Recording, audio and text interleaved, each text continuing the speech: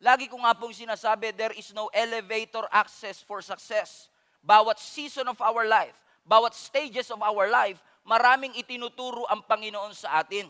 Lahat naman po tayo, gusto natin ng success. But unfortunately, wala pong tinatawag na overnight success. Kung ang success na hinahanap natin ay yung success na itinuturo ng Biblia, kung saan ang description nito ay good success, I believe kailangan nating sundin yung design ng ating Panginoon. Lalo tayong mga Pilipino, mahilig tayong tumaya ng loto at kapag yung jackpot prize ay umaabot ng daan-daang milyon, talagang pinipilahan niya ng mga Pilipino kasi sino ba naman ang ayaw ng 100 million pesos? O kaya naman ay 200 million pesos. Kaya talagang titiisin mo yung pila kasi nga yung anumang hirap o financial struggle o kakulangan natin sa salapi, naniniwala tayo na overnight, pwede natin itong masolusyonan at bigla ka nalang magkakaroon ng maraming pera o limpak-limpak na salapi. Unfortunately, ang sabi din ng survey, 70% ng mga taong nanalo sa loto ay nalugi din agad after 3 months. Ibig sabihin, nakuha nila yung gusto nila, but unfortunately, they are not equipped to handle the blessing, so-called blessing, that they have received. Nanalo sila sa loto, na-promote sila sa trabaho, but sometimes success doesn't feel successful. Alam niyo, ang ganda ng verse na binabasa natin sa scripture kasi ang sabi nga doon, there is always a time for every activity under heaven. Sabi rin po ng lumang kasabihan, timing is everything. Ako naniniwala ako that timing is everything.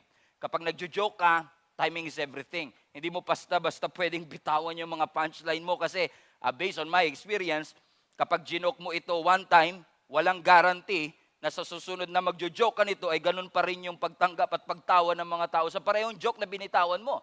Kasi nga naman, timing is everything. Hindi mo basta-basta pwedeng bitawan lang yung joke na gusto mong banggitin. Sa pag-inom ng gamot, timing is everything.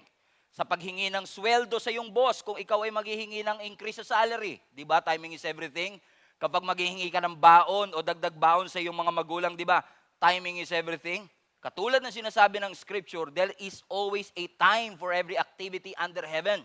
You have to adapt to the season that you are in. You have to realize na gusto nating makamit ang mga certain stages, certain levels na gusto nating maabot, gusto nating mabilisan, gusto nating overnight success. But we have to realize that our life is transitioning from season to season.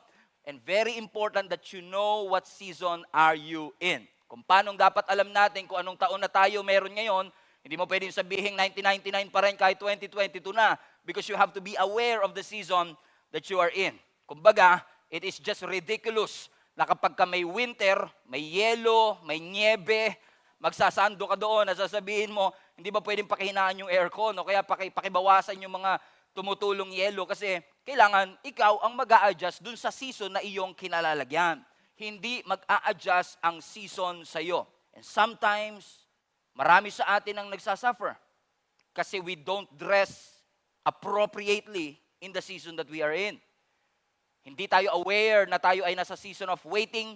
Hindi tayo aware na tayo ay nasa season of planting.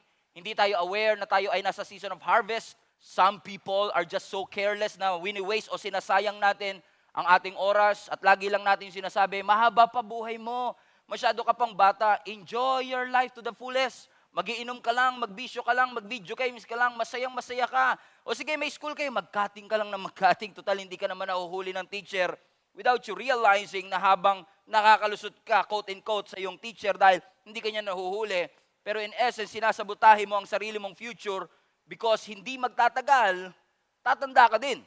So yung season ng pag-aaral, yung season ng pagtatrabaho, yung season ng planting, yung season ng harvest, kailangan po natin siyang i-take advantage. Wala pong question. Ang Diyos natin ay gusto ng great things in our life. Sa English, God wants greater things in your life. Pwede niyo po ba yung banggitin sa inyong katabi? God wants greater things in your life. Kahit gano'n naka-great, kahit gano'n kaganda, kahit gano'n karaming blessings ang meron ka, gusto ng Lord na daling ka sa next season of your life, from strength to strength, from glory to glory, from faith to faith, na kung paanong nakatanggap ka marahil ng breakthrough at first, pero naniniwala ko that the best is yet to come, that you ain't seen nothing yet. Kaya nga naalala ko, nung ako'y bata pa, share ko lang, I don't realize that my life really matters. Kasi nga, kapag 12 years old ka, parang ang dami-dami mo pang panahon. kapag 20 years old ka pa, parang ang lakas-lakas mo pa at parang hindi mauubos ang oras at parang ang pagising sa umaga ay normal lang na mga bagay. Na maaaring ngayon minamaliit mo yung season that you are in kasi hindi mo makita yung breakthrough and miracle na matagal mo nang hinihingi sa Panginoon. Pero gusto ko lang ipaalala sa bawat isa sa atin, God has a plan for your life. Ang plano ng Panginoon sa iyo is to be the head and not the tail. Ang plano ng Panginoon sa iyo is to be above and not beneath. You are called, you are chosen, you are anointed, you are gifted, you are a disciple of Jesus Christ, you are the salt of this world, the light of this world, redeemed of the Lord. And you have to be reminded of that truth. Ano mang bagay na binato sa iyo dahil sa season na meron ka ngayon, kailangan mong paniwalaan yung destiny na inihanda ng Panginoon sa iyo. Kaya nga po, wag nating sasayangin ang ating oras sa mga bagay na hindi naman talaga mahalaga. Do not waste your time on things or something that is insignificant where in fact you can make a huge difference in the life of those who are around you. Your life can affect somebody else's life. Hindi mo kailangan mag-compromise o i-compromise ang iyong pananampalataya to make things happen. Hindi mo kailangan i-compromise ang iyong moral principle para lang matanggap ka ng iyong mga kaibigan. You don't have to cheat to be admired. You don't have to hide your Christianity. You don't have to hide your faith para lang makapag-blend in sa iba. You have to understand that your life matters, your time matters, so it's your choice. Will you invest your time or waste your time? Everybody say invest. Amen? We always have that choice. Ako ba, bilang anak ng Panginoon, will invest the time that God has entrusted in my life or will I waste the time that I have? As I've said earlier, ang ating pong buhay ay nasa season lang. No, meron tinatawag tayong season of planting, meron tayong tinatawag na season of harvest. Marami ang nafo-frustrate kasi akala nila laging season of harvest. No, may mga season of planting, may mga season of harvest. May mga time na magtatanim ka, may mga time na mag-aani ka. Yung buto, magiging mangga in the future. Pero sa gitna ng planting at sa gitna ng harvest, meron pang isang season. Ang tawag dito ay waiting season. Kung saan we have to wait patiently and faithfully so that that harvest that we are looking for and longing for ay mangyari at magkaroon ng katuparan. Alam niyo mga kapatid, naniniwala ako that it's not just the waiting that is important. Your attitude while you wait for the harvest is more important. Yung attitude natin, kasi pwede kang nag-aantay pero nagko-complain. Pwede kang nag-aantay pero nagdadabog. Pero ang sinasabi ng Panginoon sa atin, may mga season sa ating buhay, planting and harvesting, and while you wait, God wants to develop the right attitude in your life so that you will enjoy the benefit of the harvest that God gave to you. Madalas tayo na-frustrate. Let me repeat, is because we think na laging harvest time all the time. Pero hindi po ganun ang sitwasyon. In fact, kapag nasa season of planting ka, you don't have a choice but to work hard, mag-effort para magtanim. Kung ikaw ay nasa waiting season, you don't have a choice but to wait patiently with the right attitude before the harvest time. Bakit? The reality and the principle of life is this. You cannot control your season. Amen? You cannot control your season because seasons are controlled by God. Si Lord lang po ang nakakakontrol ng ating season. Kung maaalala po ninyo, sa Luke chapter 15, meron po doong story o parable ng isang ama, amen, na may dalawang anak. At yung bunsong anak, kinuha niya yung kanyang inheritance, hindi na siya makapag-antay na mamatay yung kanyang tatay, kaya sabi niya sa kanyang tatay, Daddy, ibigay niyo na po sa akin yung inheritance ko, yung aking mana. Without realizing na, parang ang sarap pakinggan, magkakaroon ka kagad ng limpak-limpak na salapi. Kasi nga, habang nasa prime ka pa of your life, bata ka pa lang, pwede mo nang ma-enjoy kagad yung mga mana na supposedly makukuha mo decades later, minadali niya ngayon. Sabi niya, gusto ko na pong makuha yung portion na para sa akin. That is a stupid decision. You know why? Kasi ang inheritance, habang tumatagal, mas lalong lumalaki. Pero dahil hindi na siya makapag-antay, gusto niya na kagad ngayon. Kasi nga naman, gusto niya na mag-enjoy. Gusto niya nang bilhin yung gusto niyang bilhin. Gusto niyang gawin yung gusto niyang gawin. Kaya nga lagi ko pong binabanggit, ano man ang edad ninyo, wag niyong ipagpapalit yung gusto niyo talaga sa gusto niyo lang ngayon. Hindi porket accessible ang inheritance, ay kailangan mo na siyang kunin ngayon. Eh ano nangyari sa kanya? Kinuha niya yung inheritance kahit na hindi pa ganun kalaki, although malaki na yan, pero mas lalaki pa sana. Pero dahil minadali niya, sabi ng scripture, nagpakalayo-layo siya sa isang distant country, nilustay niya, winaldas niya yung pera at inheritance na ibinigay sa kanya. Ang sabi ng Luke 15, nag-indulge siya sa wild living. Now, we don't know what wild living is, pero maaaring parang one day millionaire, ang dami niya sigurong kaibigan, until ang sabi ng scripture, nagkaroon ng matinding famine o tagutom doon sa kanilang lugar, at nangyari yun nung walang-wala na rin siyang pera at naubos na. Tignan mo nga naman ang timing, ano? Kung kailan walang-wala na siyang pera, doon naman kagad nagkaroon ng severe famine.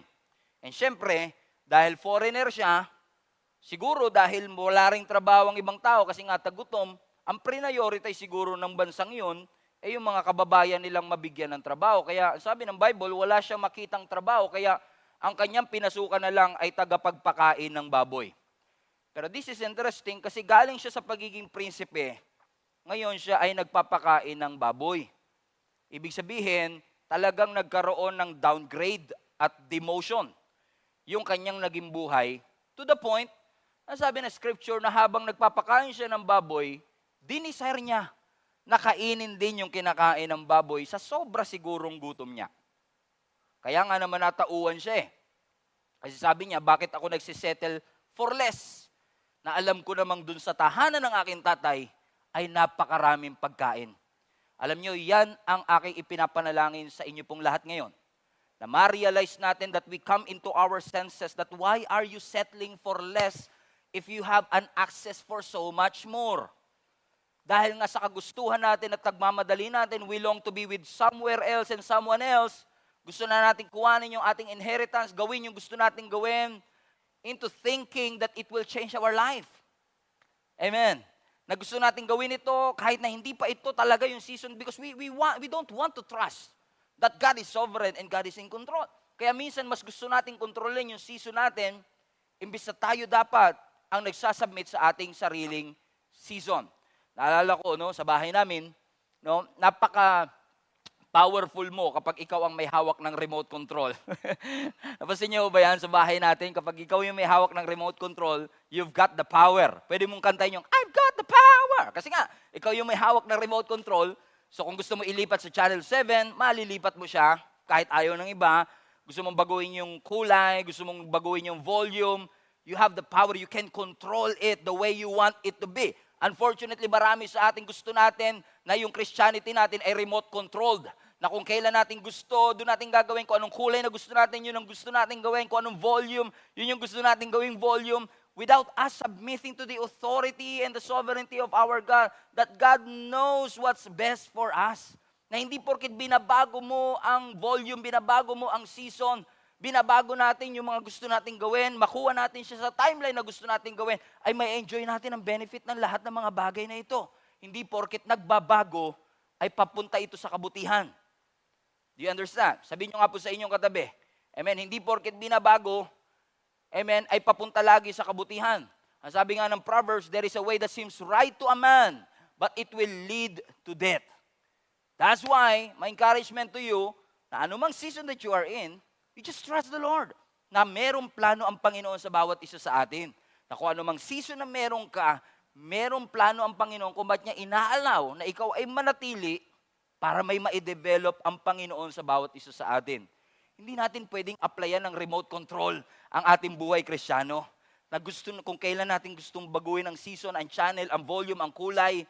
Naalala ko sa bahay namin, mas gusto kong kulay ng TV, medyo cinematic. Yung iba naman gusto nila mas vivid. Mas makulay, yung parang kulay na kulay yung TV. Pero ako mas gusto ko medyo cinematic yung kanyang effect.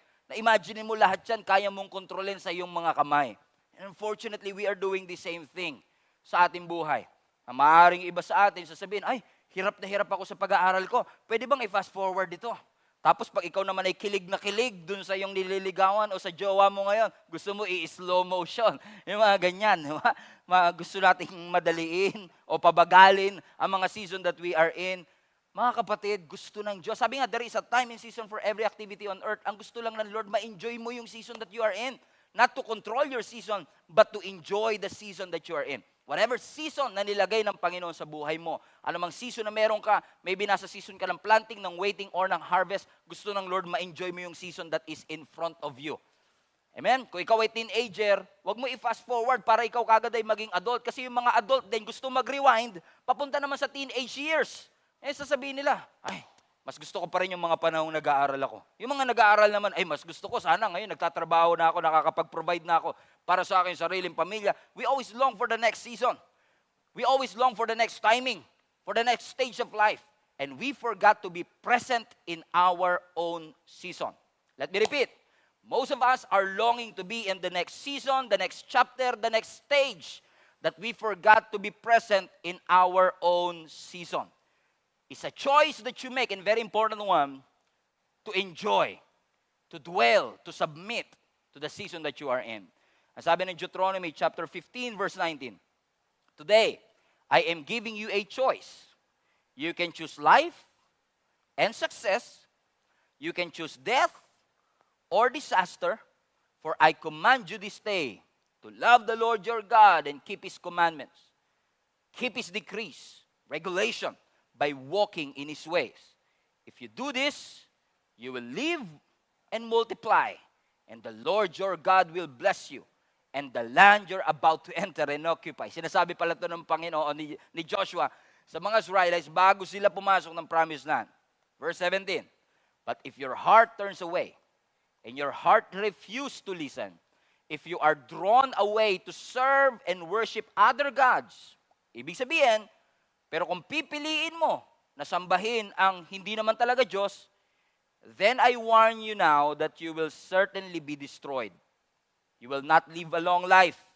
You will not live a good life in the land you are crossing the Jordan to occupy.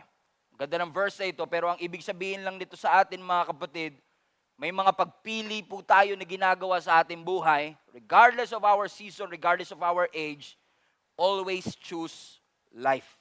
Because when you disobey, you will be destroyed.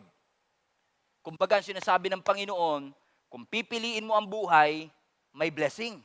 Kung pipiliin mo ang kamatayan, mapapahama ka.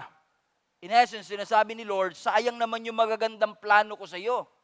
Ang ganda ng pinagdadalhan ng Panginoon sa atin, pero hindi kanya pipilitin na yun ang iyong piliin. Ikaw pa rin ang mamimili. Gusto mo bang kuhanin ng inheritance mo ngayon? O hayaan mo itong mananatili at mag-trust ka sa season habang ikaw ay nasa poder ng iyong ama at i-enjoy lahat ng benefits ng pagiging anak? It's your choice. Hindi si Lord ang maghahatid ng kamatayan, hindi si Lord ang maghahatid ng punishment, pero yung decision mo mismo na yon. Nakuhanin, mag-settle for less, yun mismo ang sisira ng iyong buhay. Tatandaan po ninyo ito, God is not a brutal and cruel God. He wants the best things in your life. Yun nga lang, pag pinili talaga natin yung hindi sa Panginoon, talagang mapapahamak po tayo. One of the best gift that God gave to all of us is choice. Isang regalo po na tayo ay makapili. Isang regalo na piliin natin ang ating Panginoon. And we should always choose life. We should always choose God. Kasi hindi naman tayo robot. Binigyan tayo ng Lord ng kakayanang pumili. That's why ni-encourage tayo ng Panginoon, piliin natin yung mas mabuti at yung mas maigi kasi yung choice mo na yan ang mag-shape sa iyong buhay. Your choice will shape your life. Kamusta hugis ng iyong buhay?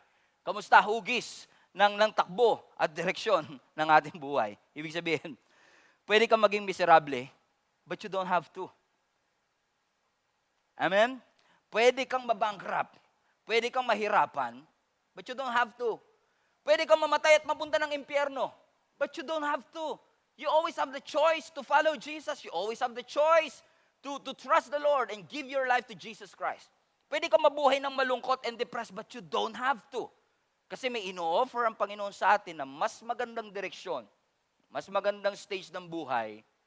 Kaya napakahalaga ng desisyon natin right now to wait, to trust, to believe, and choosing to plant, choosing to wait, choosing to harvest are important choices that you need to make in your life. Ako po ay 30 plus na, no? Di talaga masabi, plus lang, 30 plus. Yung katabi mo, nagpapanggap lang yan, pero 40 plus na rin yan eh. Amen? All of us, anong age natin, we are always building our life. Yung building ng buhay natin hanggat hindi pa tayo patay, tuloy-tuloy yan, binibuild natin yung ating buhay. At pag tayo ay nagbibuild ng ating buhay, sinishape natin yung magiging future natin. So parang ikaw yung mason, ikaw yung karpintero, na ikaw ang nagdidikta kung ano magiging itsura ng iyong buhay. Amen? Hindi yan basta maitatayo lang. Amen? Dahil may tiwala ka sa Panginoon. Binibigyan tayo ng choice ng Panginoon. Tayo pa rin ang pipili saan direksyon natin gustong pumunta. Magbiyantay ba tayo ngayon dahil gustong-gusto na natin? O magtitiwala tayo sa Panginoon sa tamang timing ng ating Panginoon? Kung lagi lang tayong tititig at iisipin natin that life will build on its own, hindi ito mangyayari. You have to be very intentional sa paghugis ng iyong buhay. The decision that you will make today, to follow Jesus or not, your decision today, to wait or not, your decision today, na magsimba o hindi, magbigay o hindi, magserve o hindi, will determine the future and the direction of your life. Hindi yan automatic na nabibuild, kaya kailangan maging intentional tayo in building our life upang yung mga plano ng Panginoon sa atin ay mangyari. Wala naman sigurong baby pa lang addict na no? Kaya naging addict yan dahil sa mga choice na pinili nila all throughout the years. Walang pinanganak na kriminal na kagad. It is the choice that they make. It's because of the small decisions that they make. Yun yung mga maliliit na decision from the past up to now that leads to where they are right now. So ibig sabihin, your decision for this season is very important. Let me repeat. Your decision for this season will either change your life for a better or for worse. It's up to us. Napakahalaga na tayo ay nagtitiwala sa Panginoon sa anumang season that we are in. Huwag nating madaliin. Kasi madalas sa atin, we are commanded to trust, but we choose to rush. Amen? Ang utos, trusting, hindi rushing. You should trust the season that you are in. Wait for it. Pag sinabi ng Lord, alam ko gustong-gusto mo yan, nasa kalooban naman ng Lord, pero pag sinabi niyang wait for it, wait for it. Proverbs 3 verse 5, trust the Lord with all your heart. Lean not on your own understanding. In essence, do not trust your own wisdom. Do not trust your own understanding. Look for wisdom outside yourself. Wisdom that sees everything. Wisdom that knows everything. Wisdom that controls everything. And that is the wisdom that comes from the Lord. Kasi yung wisdom ng Lord, yun yung perfect para sa buhay mo. Yung plano ng Lord, yun yung perfect para sa buhay mo. Kahit pa sa pananaw mo, ito na ang pinaka-perfectong trabaho, perfectong lalaki, perfectong babae, alam pa rin ng Diyos kung ano ang mas perfecto. Maaaring sa ngayon lang, sa tingin mo, ganyan. Minsan sabihin natin, Pastor, type na type ko talaga siya. Tingin ko siya talaga ang pinaka-best for me. I think I deserve her. She is so perfect for me. Kinikilig ka pa, no? Makita mo pa lang yung picture niya, kinikilabutan ka na kagad, ano? So sobrang kilig mo sa kanya. Pastor, sure na sure talaga ako. Siya na talaga ang perfect guy. Siya na talaga ang perfect girlfriend for me. She might be a perfect girl, but the question is she perfect for you? Okay, that guy is perfect. Dream guy, parang K-pop. But is he the perfect one for you? God knows kung ano ang perfecto sa atin. God knows what fits in our life. That's why it's really important to trust the Lord. Trust His timing. Trust His ways. Trust His plans. Para sa marriage, walang perfect marriage. Walang perfect relationship. But if we want the perfect for us, we must follow God's design. Let me repeat. Walang perfect relationship. Walang perfect marriage. But if we want something that is perfect for us, we have to follow God's design. Follow God's timing. Follow His ways. Follow His plans. Huwag ka lang masyadong excited. Excited to get married. Marami sa atin excited to get married, but are you ready to be a wife? Are you ready to be a husband? You're excited to go to work, but are you ready to dedicate your life and time to really work hard for that? Excited tayo sa pagpo-propose sa jowa natin, kasi may kakayanan na tayong bumili ng engagement ring. But are you ready to be a husband? Hindi porket kayang bumili ng engagement ring at maraming pera sa bank account, ay ready na maging husband. Inihahanda ka pa ng Panginoon at inihahanda pa ng Panginoon yung future partner mo for you. But parang naging love seminar na ito. Amen? Sabi mo sa katabi mo, instead of looking for one, be the one.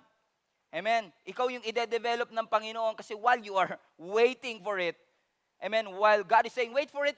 And while you're waiting, God is preparing something in store for you. God is preparing something great in your life. You may look stupid for waiting. You may look baduy for waiting. You may look like you are wasting your time while you're waiting for the right time. Pero ang sabi nga nila, mas pipiliin ko nang i-endure yung pain ngayon and then to enjoy the gain later. Hindi ko pagpapalit yung ultimate plan ng Lord sa akin sa mga immediate na meron ako ngayon. O immediate things na gustong i-offer ni Satan sa akin.